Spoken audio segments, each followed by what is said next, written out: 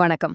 இன்னைக்கு நாம பார்க்க போற இந்த அலசல் 1990கள்ல தமிழ்நாட்டோட இருட்டான யாருமில்லாத நெடுஞ்சாலைகள்ல நடந்த ஒரு இரத்த சரித்திரத்தை பத்தி தான். ஒரு சாதாரண குற்றவாளி எப்படி நிஜ வாழ்க்கையில ஒரு பயங்கரமான மாஸ்டர் மைண்டா மாறினா அப்படிங்கறத ரொம்ப டீடைல்டா பார்க்க போறோம். ஸ்ட்ரெயிட்டா விஷயத்துக்குள்ள போயிடலாம். இந்த காட்சியை கொஞ்சம் இமேஜின் பண்ணி பாருங்க. சமயபுரம் மாரியம்மன் கோவில்ல மஞ்சள் சிவப்பு நிற புடவைகள் கட்டி நூற்றுக்கணக்கான பெண்கள் கண்ணீரோட வேண்டிட்டு இருக்காங்க. அவங்க வேண்டுதல் என்ன தெரியுமா?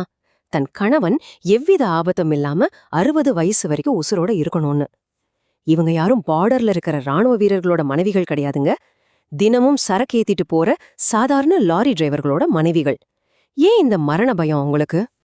இதுல முக்கியமான விஷயம் என்னன்னா, இந்த டிரைவர்கள் ஆக்சிடென்ட் ஆயிடும்னு பயப்படல. ஆனா அவங்க ஏத்திட்டு போற பல லட்சம் ரூபாய் மதிப்புள்ள சரக்குகள் மேல நடு ராத்திரியில அத குறி வச்சு நடக்கிற கொடூரமான கொள்ளைகளை நினைச்சுதான் பயந்தாங்க. அந்த மரண பயத்தோட பேரு தான் தார்பாய் முருகன். இவன் எடுத்த உடனே பெரிய தாதாலாம் ஆகல. மதுரை செக்கானூரணில வெறும் 20 ரூபாய் தினக்கூலிக்கு வேலை பார்த்த ஒரு 27 வயசு லாரி கிளீனர் எப்படி படிப்படியா ஒரு கொடூரமான குற்றவாளியா உருவெடுத்தான்னு பாக்குறப்போ ரொம்பவே ஷாக்கிங்கா இருக்கு. சின்ன திருட்டுல ஆரம்பிச்சு இரக்கமே இல்லாத கொலையாளியா மாறின அந்த சைக்கலாஜிக்கல் பயணம் இருக்கு பாருங்க, நிஜமாவே அதிர வைக்கும். அவனுக்குள்ள அந்த கொள்ளை ஆசை எப்படி வந்துச்சுன்னு யோசிக்கிறீங்களா? அவன் வேலை பார்த்த லாரியோட டிரைவர் ஒருமுறை 10 வாட்ச் 5 ரேடியோ திருடினது முருகன் பார்த்துட்டான். இத வெளியே சொல்லாம இருக்க அந்த டிரைவர் முருகனுக்கு 200 ரூபாய் லஞ்சம் கொடுத்தார்.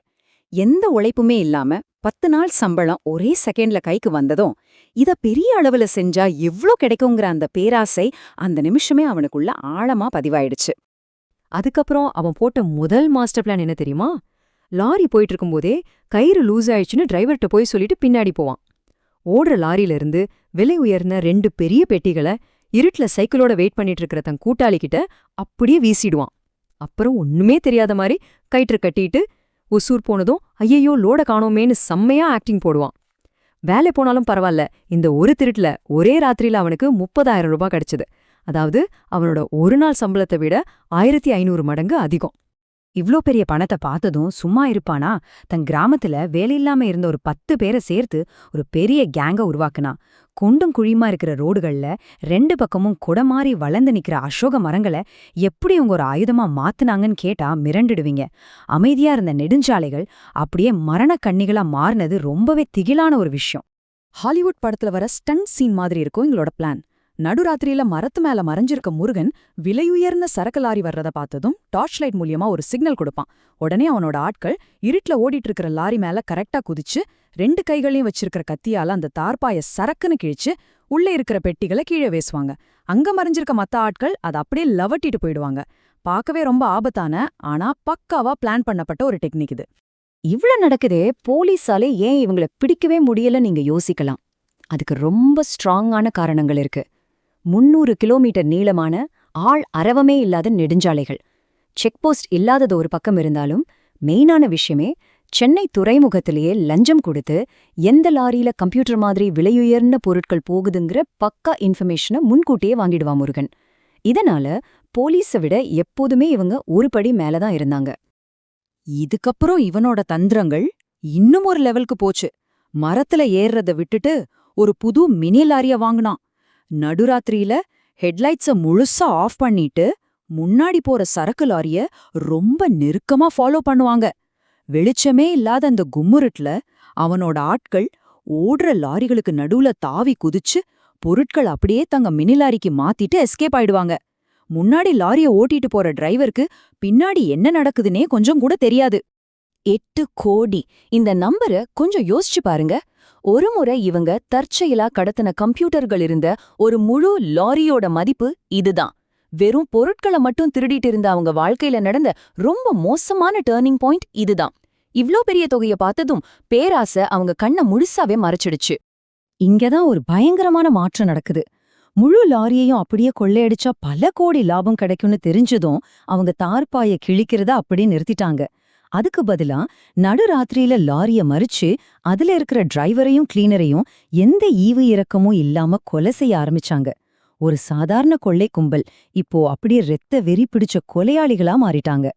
50க்கும் மேற்பட்ட கொலைகள், இந்த வன்முறையோட உச்சம் எவ்வளவு கொடூரமானதுன்னு இந்த ஒரு நம்பர் சொல்லும். இப்போ உங்களுக்கு ரிலேட் பண்ண முடியுதா? நாம முதல்ல பார்த்த அந்த டிரைவர்களோட மனைவிகள் ஏன் அத்தனை பயத்தோட கோவில்ல வேண்டிட்டு இருந்தாங்கன்னு. நெடுஞ்சாலைகள் எல்லாமே லாரி டிரைவர்களோட மரண காடா மாறி இருந்துச்சு. எப்போ யார் தாக்கப்படுவாங்கன்னு ஒரு உச்சக்கட்ட பீதியே அங்க இருந்துச்சு.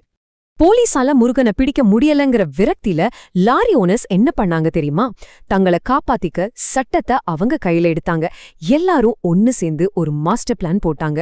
விலை உயர்ந்த பொருட்கள் போற மாதிரி ஒரு லாரியை ரெடி பண்ணி உள்ள தார்பாய் கடையில கத்தி அருவாளோட 11 கூலிப்படையினரை மறைச்சு வச்சாங்க. இது முருகனுக்காகவே வைக்கப்பட்ட ஒரு நேரடி மரணப் போரி. இது கர்மா எப்படி திரும்ப அடிக்கும்னு காட்டுற ஒரு ரத்த கலரியான கட்டம். எப்பவும் போல கொள்ளையடிக்க லாரியில குதிச்ச முருகன் அண்ட் கோவ அந்த 11 பேரும் சரமாரியா வெட்டி சாய்த்தாங்க. முருகன் செத்துட்டான்னு நினைச்சு அவனை சாலையோரம் தூக்கி வீசிட்டு போயிட்டாங்க. ஆனா ரோந்து வந்த ஒரு போலீஸ் எஸ்ஐ அவனை மீட்டு ஹாஸ்பிட்டல்ல சேர்த்தார். மரம் விட்டு மரம் தாவி அவனுக்கு இருந்த அந்த ஃபிட்னஸ்னால அவன் எப்படியோ உயிர் பிழைச்சிட்டான். ஆனா அதோட அவன் சும்மா இருக்கல. பழி வாங்குற வெறியில 44 கூலி படையினரை ரெடி பண்ணி தன்னை வெட்டின அந்த 11 பேரையும் ஒரே மணி நேரத்துல பக்காவா ஸ்கெட்ச் போட்டு கொன்றான்.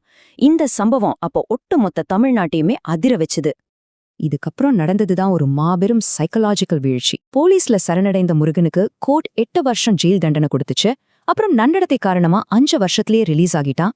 ஆனா ஜெயில இருந்து வெளியே வந்ததும் திருந்தி வாழலாம்னு நினைச்ச அவனால முடியல. தான் செஞ்ச 50க்கும் மேற்பட்ட கொலைகளோட குற்ற உணர்ச்சியும் அந்த ரத்த கலரியான நினைவுகளும் அவனோட மனநிலைய முழுச சிதைச்சிடுச்சு. இரவும் பகலும் கொலை பண்றத பத்தியே பெதற்ற ஆரம்பிச்ச அவன் மூளை பாதிக்கப்பட்டு 2002ல ரொம்ப பரிதாபமான நிலைமையில இறந்து போனான். நம்ம இப்போ இந்த அலசலோட இறுதி கட்டத்துக்கு வந்துட்டோம். இது நம்மள ரொம்ப ஆழமா யோசிக்க வைக்கிற ஒரு கேள்வி. சட்டம் ஒரு குற்றவாளிக்கு முழுமையான தண்டனையை கொடுக்க தவறினாலும் கூட அவன் செஞ்ச கொடூரமான வன்முறையோட உளவியல் தாக்கம் அதுக்கான தவிர்க்க முடியாத பயங்கரமான தண்டனைய அவனுக்கே இயற்கை வழியா கொடுக்குமா? தார்பாய் முருகனோட வாழ்க்கையும் அவனோட கர்மாவும் நமக்கு உணர்த்துவதே இதத்தான். இத பத்தி நீங்க என்ன நினைக்கிறீங்க? மீண்டும் இதே மாதிரி இன்னொரு இன்ட்ரெஸ்டிங்கான அலசலோட உங்களை சந்திக்கிறேன்.